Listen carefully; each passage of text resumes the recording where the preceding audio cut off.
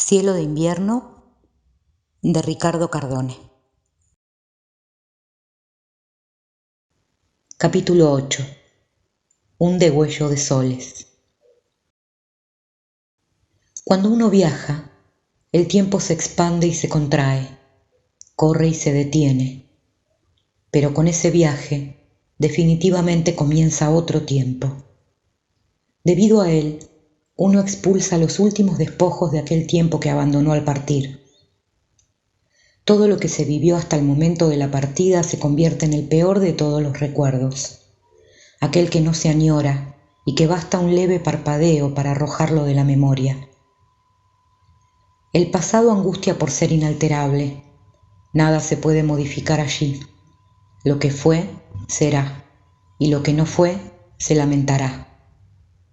El hombre inseguro, aquel sometido por el mandato de alguna divinidad, será el único que podrá sobreponerse a la desazón del tiempo que constantemente lo corroe, como lo hace el río con el muelle. El hombre que es consciente de su orfandad claudicará y llorará sin consuelo ante aquello que sabe que no volverá a poseer. Todas las pérdidas muerden la mano hacedora, inyectan su pócima en la sangre y paralizan la voluntad. El hombre se detiene ante el abandono. Una parte de él quiere huir cuanto antes de ese tenebroso lugar, sin tener en cuenta que al cuerpo lo gobierna el cerebro, y al cerebro el alma. Nada podrá hacer el hombre cuando el alma se le resista. El ser humano rige solo el presente breve. Todo allí es frágil y es fugaz. Es el hombre aquella gota que no vuelve a caer. Nace de la ebullición donde la vida comienza a liberarse de la muerte. El hombre estalla para vivir. Necesita fragmentarse en miles de hombres nuevos que se alimentarán de él hasta dejarlo vacío. Y esos hombres nuevos estallarán en otros más nuevos que también los vaciarán y serán solo recuerdo inmóvil. El presente es el hervor donde el hombre gobierna. No sabe el hombre dónde ni cuándo caerán sus alas luego de estallar, pero sí sabe que estallará. Eso es lo que el hombre controla, el momento efímero de su mutilación, ese presente falaz al que se aferra. Todo es pasado que vuelve para morder las heridas. La memoria calla lo que el alma ampara. Ningún cuerpo resiste aquel asalto, la pérdida que hostiga, el sueño sofocado. Cada acto del hombre alimenta un pasado amenazante. Cada error que comete le socava la conciencia. El hombre no es más que su pasado, y el tiempo ingobernable es su condena. Ese tiempo inmutable lo somete. Si tan solo se pudiera cambiar su orden, invertir esa sucesión constante, donde cualquier hecho caduca bajo su huella, donde su paso deja un aliento rancio, el espíritu del hombre, al fin, podría renacer. Pero el tiempo necesita de un suelo fértil para alimentarse, necesita de un territorio que le permita gobernar. El tiempo habita un espacio destinado para él y para nadie más. Nada puede hacer el tiempo sin un lugar en donde logre consolidar su extorsión. Es en ese terreno donde el alma reside. Desde allí, con la conciencia atormentada y culpable, el alma somete al hombre. El hombre se detiene donde el alma quiere que se detenga, en ese tiempo que él supo transitar y que se quedó con sus cenizas. En ese lugar yacen las miserias del hombre como tumbas profanadas que esperan que sus muertos regresen. Nada de eso ocurrirá. En cada una de las fosas caerán nuevos muertos, como caerán nuevas culpas en cada una de esas miserias. Olvidar es huir de aquellos lugares donde el tiempo nos tiene sometidos. Olvidar también es dejar abandonada el alma en aquellos mismos lugares a los que ella pertenece. El hombre olvida para sobrevivir a los tormentos con los que el alma lo somete. Sin tierra no hay alma, así como sin vida no hay muerte. Libre es quien no tiene vínculos que opriman. El hombre libre no tiene raíz ni alma que lo encadene a la tierra que el tiempo roe. Fuera de los confines de esa tierra de derrotas, se encuentra el reino de los hombres que lograron huir a tiempo del tiempo, el reino de los hombres sin lugar, el reino de los hombres desalmados. Viajar es romper vínculos. La prolongada distancia dilata el tiempo hasta llevarlo a su deslinde. Allí el tiempo es líquido que derrama, agua que vacía corre, barro informe. Quien viaja desafía el tiempo y le da el sentido que siempre debió tener, ser instante y no nexo. Todo vuelve a comenzar, a ser real, a nacer. La noche en la ruta no se parece a ninguna otra noche. Las demás noches son solo recuerdos que quedaron atrapados en las redes de un tiempo arcaico. Ahora todo es instante, sin orden ni prioridades, inmune a la memoria. Nada recuerda el viajante que quiere ser libre. Antes habrá tenido que cortar sus vínculos con la tierra. Sin vínculos no hay recuerdo. Nadie recordará al viajante que olvida. La noche cerrada caía sobre la ruta. Todo era oscuridad alrededor de la cabina. Román manejaba tranquilo, escuchando música para ahogar el sonido envolvente de la marcha del camión. La ruta estaba apenas iluminada por los faros del vehículo. Varios metros adelante, la luz se perdía en una sombra profunda, densa, misteriosa. Hacia allí se dirigía Román. Faltaba menos para llegar a Neuquén. Esa tarde había recuperado bastante tiempo del que había perdido la noche anterior, buscando un lugar para cargar combustible. Cuando por fin se hubo liberado del tránsito en la rotonda de Tres Arroyos, Román buscó el desvío que le había indicado aquella noche la mujer de la ruta. Pensó que si tomaba aquel camino, acortaría el viaje varios kilómetros y tal vez llegaría a Neuquén en la madrugada. No se equivocó. Cuando llegó a la rotonda, apareció el desvío que lo llevaba a la ruta del Valle, sin necesidad de tener que pasar por las zonas urbanas de Coronel Dorrego y de Bahía Blanca. Román no dudó en girar a la derecha y tomó el camino recién asfaltado. La ruta se veía flamante. Las señales de tránsito parecían haber sido instaladas hacía poco tiempo, y el asfalto estaba impecablemente demarcado. Aún podían verse en varios sectores de la banquina algunas máquinas de vialidad que habían estado trabajando durante los días previos a la inauguración de la ruta. Román recorrió algo más de 1 kilómetro y recordó la estación de servicio donde se le habían aparecido el viejo y el perro. Durante largo tiempo miró hacia su derecha para ver si la estación aún se encontraba allí, pero no vio más que un amplio playón de tierra con una edificación derrumbada. Una máquina excavadora removía el terreno y varios obreros trabajaban intensamente en el lugar. Román sintió que una parte de él había quedado allí, en esa estación de servicio abandonada que tal vez nunca había existido. Todo había sido un sueño producto de la fatiga del viaje y de la urgencia para encontrar un lugar en el que pudiera cargar combustible sin tener que usar el cheque de los viáticos. El tiempo que corría en su cabeza por la necesidad de llegar a destino le había consumido las últimas fuerzas que le quedaban. El sueño había sido reparador, había dormido bastante y ahora se sentía con fuerzas para manejar todo el día y toda la noche si fuera necesario. Un viaje une dos realidades diferentes, casi opuestas, en una fracción de tiempo. El que viaja es un espejo de sí mismo. Una mitad de él quedó en el lugar del cual partió. La otra mitad lo espera al final del camino. En el viaje, en ese trayecto donde el tiempo se detiene porque nada parece fluir, donde el pasado es olvido y el futuro es deseo, el hombre se encuentra con él mismo, desprovisto de cualquier escudo, desnudo. Nada puede hacer en esa transición que no sea pensar en sí mismo. Durante el trayecto del viaje, cada vez está más lejos del pasado. Este se vuelve una niebla viscosa, grasienta, que atrapa a quien quiera invadirla como si fuera un profundo pantano. Nunca podrá salir de allí el visitante desprevenido. El hombre viaja para alejarse de las redes que lo paralizan.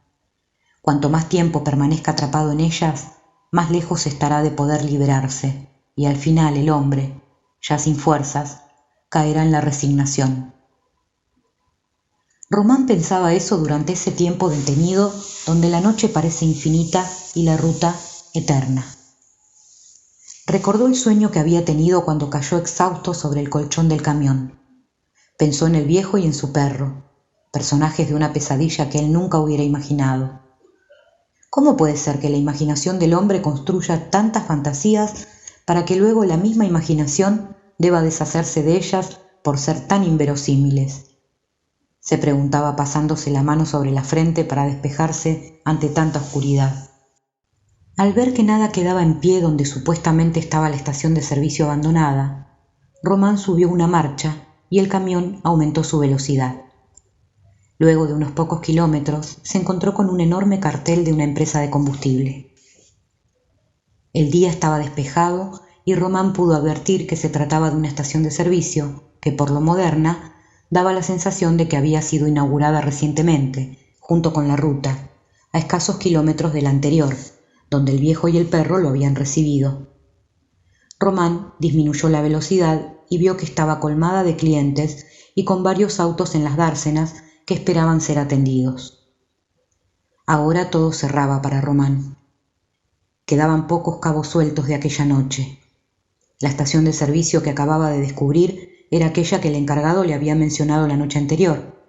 Román, esa noche, no tendría que haber entrado en la estación de servicio abandonada, sino haber hecho unos kilómetros más y haber preguntado en esa estación de servicio recién inaugurada si tenían cuenta con la empresa de transporte. Él se equivocó. Había entrado por error en la estación de servicio abandonada, pero no. Román se sobresaltó. Nunca fui a la estación de servicio abandonada. Fue todo un sueño, se dijo reprendiéndose. Yo debía haber ido a la estación de servicio donde me envió el encargado, pero nunca fui, porque decidí cargar combustible allí mismo, donde me habían detenido, y mientras me llenaban los tanques, me quedé dormido. Eso fue lo que pasó. Román aumentó una marcha nuevamente y subió el volumen de la música para que fuera ella quien lo rescatara de aquella interminable pesadilla. La tarde se iba cubriendo de un color anaranjado. El frío se podía sentir solo con mirar los vidrios de la cabina. La nueva ruta atravesaba la llanura en línea recta. No tenía ninguna curva desde su inicio, allá en la rotonda de Tres Arroyos, hasta el camino de empalme que la comunicaba con la ruta del valle. Cerca de la ciudad, en los terrenos aledaños a la ruta, se podía ver una frondosa vegetación, pero a medida que se transitaban los kilómetros, el terreno se volvía desértico. El camión de Román viajaba sereno, bajo un cielo que era testigo de aquella soledad. Nada había allí más que una tierra estéril, resquebrajada por el sol. La ruta se perdía en el infinito sin que el terreno la desviara de su rumbo. Tanta inmovilidad turbó los sentidos de Román. A mitad del recorrido comenzó a tener visiones. Vio que la ruta se agitaba delante de él como si fuera una serpiente que avanzaba por la tierra en su misma dirección. Varias veces creyó ver una señal que indicaba una curva inexistente. Otras veces perdió de vista el asfalto y creyó haber estado conduciendo sobre la arena de un desierto. El hombre expuesto a la monotonía crea nuevos universos para huir de ella. La inmovilidad atormenta al ser humano y la imaginación es el arma que tiene para no caer en el hastío. Algunos viajantes, ante tanto vacío, crean lugares ficticios. Así se suceden oasis inalcanzables que emergen de la arena grave, misteriosas luces que se pierden entre las estrellas de una noche infinita, algún barco que parece ocultarse detrás del horizonte, hambriento en alta mar. En todos los desiertos acecha una quimera. No hay en ellos lugar para el reposo. Todo es vacío que condena. Lo que no se ve, aterra. Atravesar el desierto en plena tarde turbó el ánimo de Román. Comenzó a tener alucinaciones cada vez más peligrosas. Más de una vez intentó doblar bruscamente en esa recta interminable por la que circulaba y pisó la banquina. La sacudida del camión lo despabiló, y si no fuera por su habilidad con el volante, habría volcado en medio del desierto. En otro momento creyó que el camino bajaba por una pronunciada pendiente y el camión se le volvía incontrolable. La ruta parecía descender abruptamente en línea recta desde aquella planicie y Román no podía detener el camión que se precipitaba hacia el final de un abismo interminable. Pisó el freno con todas sus fuerzas y el camión se detuvo de improviso en medio de la ruta. Miró por el espejo retrovisor y por fortuna nadie venía detrás de él. Hacia adelante la ruta se perdía tímidamente detrás de ese punto siniestro donde el cielo muere tantas veces. La noche lo encontró a Román en medio del desierto. Había manejado toda la tarde, pero aún no había logrado salir de esa inmensidad tan vacía como opresora. Tantos kilómetros recorridos sin llegar a ver siquiera un caserío, un animal deambulando, un automóvil que compartiera con él esa soledad, al menos por un instante. En todo el trayecto de esa ruta artera, monótona y cruel, no había podido encontrar más que ausencia y abandono. La tierra parecía haberse devorado la vegetación y todo había quedado cubierto por un marrón añoso. Román escuchó decir a Atahualpa en una de sus coplas: «Dios por aquí no pasó», y volvió a la guitarra que sonaba en el camión en medio del desierto. Un punto luminoso apareció al final de la ruta. Nada se veía más que las líneas sobre el asfalto y aquel punto inflexible. Con la vista fija en él, Román se acercaba hipnotizado. Ninguna otra cosa podía desviarle la atención. Se comportaba como un pobre ciervo frente a la luz mortal del cazador. Cuando estuvo a pocos metros, una señal de tránsito le indicó que debía tomar el desvío hacia la izquierda para ir a Choel Choel, en Río Negro. Había llegado al final de esa ruta. La señal también indicaba la última etapa de un desierto agobiante. Román se quitó el sopor que lo mantenía adormecido. Tomó nuevas fuerzas y dobló a la izquierda por el camino que lo llevaría a la ruta del valle. El nuevo trayecto le levantó el ánimo. Quiso escuchar algo distinto y buscó la caja de cartón donde guardaba los cassettes. La ruta comenzó a descender aceleradamente. Luego de unas curvas y contracurvas, en medio de la oscuridad y de improviso, surgieron innumerables luces que alumbraban todo el valle. Desde lo alto de la ruta se podía ver la ciudad de Choel Choel completamente iluminada. Para Román, esas luces eran el oasis que anhela el peregrino en el desierto. La ruta bajó en zigzag hasta la margen del Río Negro, y Román al fin se despojó de los últimos restos del tedio de ese viaje. Buscó una estación de servicio para hacer una pausa. Aún debía continuar manejando hasta Neuquén si quería llegar a horario. Román entró a una estación de servicio que figuraba en el listado que la empresa de transporte le había entregado. Dudando de si el destino podría volver a jugarle una mala pasada, preguntó al encargado si esa estación de servicio trabajaba con la empresa de Román.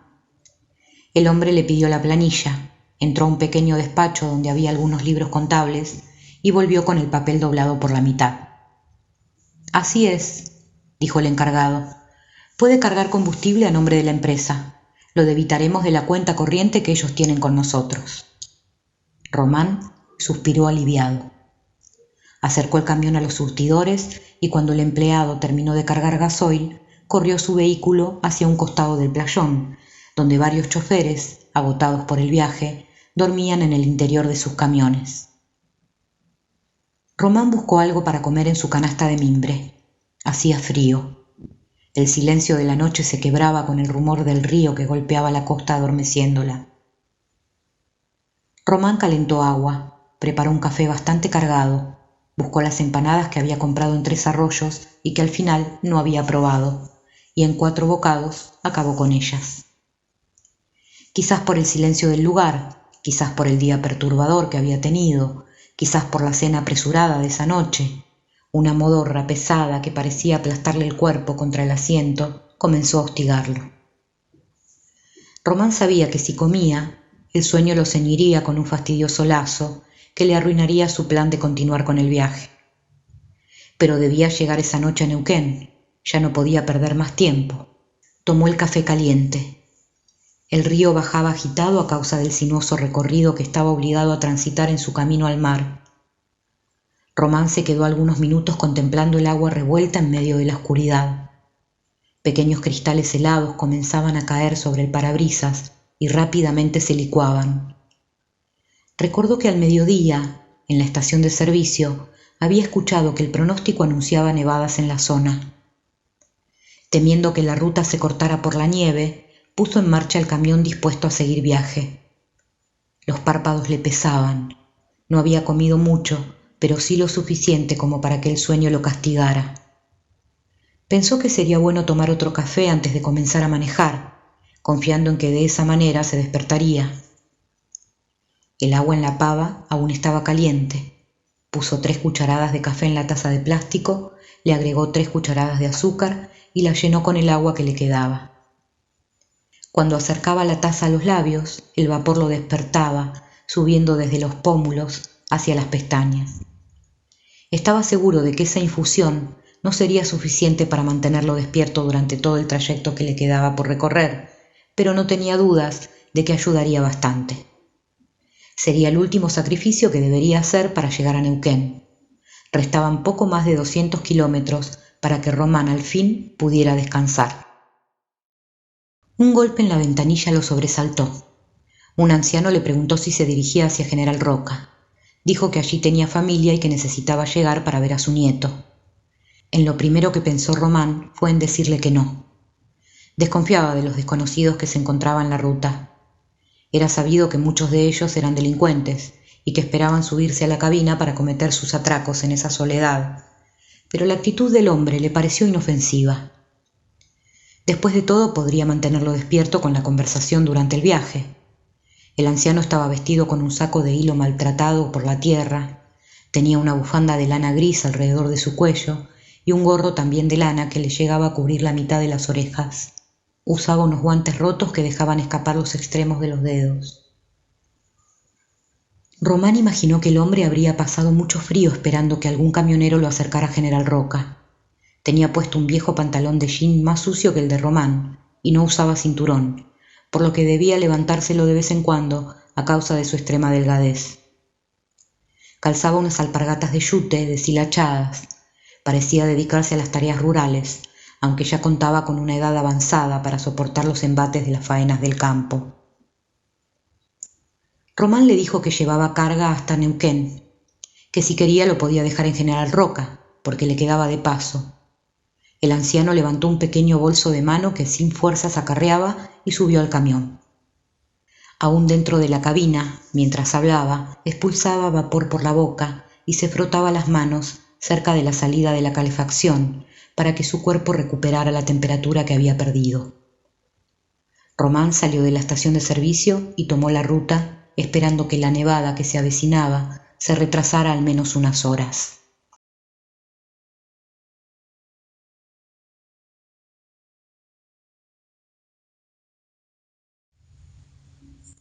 Voz: Susana Gil.